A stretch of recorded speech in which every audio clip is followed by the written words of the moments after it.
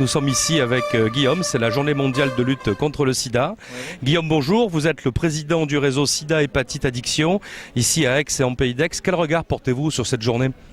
C'est une journée qui reste très importante parce qu'elle nous permet de communiquer sur une maladie qui est très importante et qui tente à passer être passée sous silence là, ces derniers temps. Pour des raisons de chronicité soi-disant, de c'est pas chez nous, c'est ailleurs, et c'est un petit peu dommage. Donc on est là pour informer sur toute l'importance de la prévention, du dépistage, pour faire en sorte d'être pris en charge le plus tôt possible. Surtout dans la région PACA où ça commence à... les nouvelles contaminations atteignent un taux assez alarmant en France, c'est très important. Alors vous êtes ici avec toute l'équipe des bénévoles du SHA, voilà, il y a beaucoup de monde ici, donc c'est une vente aussi bien sûr dans des objets qui symbolisent vraiment la journée de lutte contre le sida, et puis c'est aussi une vente plus générale, je dirais, au profit de l'association. Alors quel est le travail de l'association SHA tout au long de l'année ?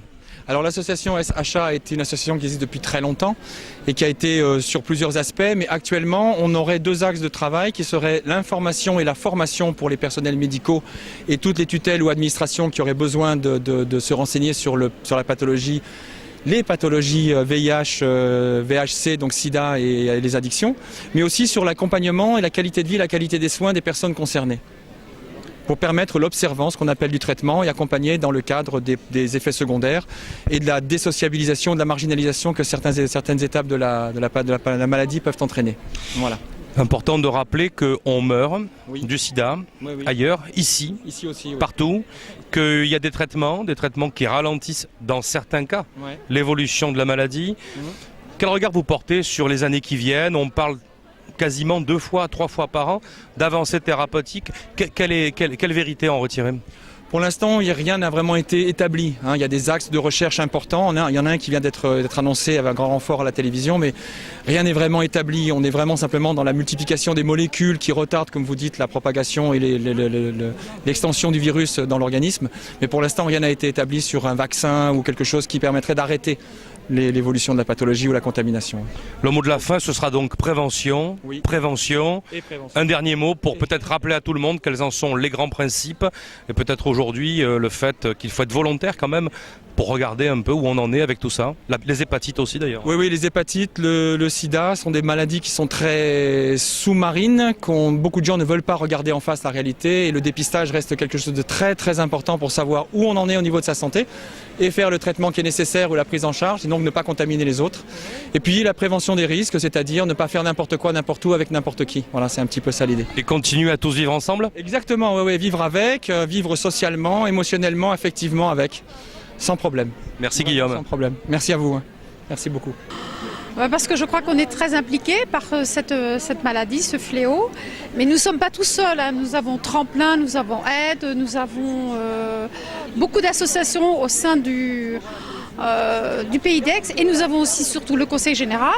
Et nous avons tous les commerçants qui nous aident chaque année à nous donner des superbes lots. 5 enfants, 5 petits-enfants, 2 arrière-petites-filles. Voilà. Je suis bénévole depuis 5 ans. Parce que je crois que c'est quelque chose qui nous prend vraiment au fond de nous. Et on se dit, donner un peu de temps pour ces personnes qui sont vraiment atteintes moralement, psychiquement.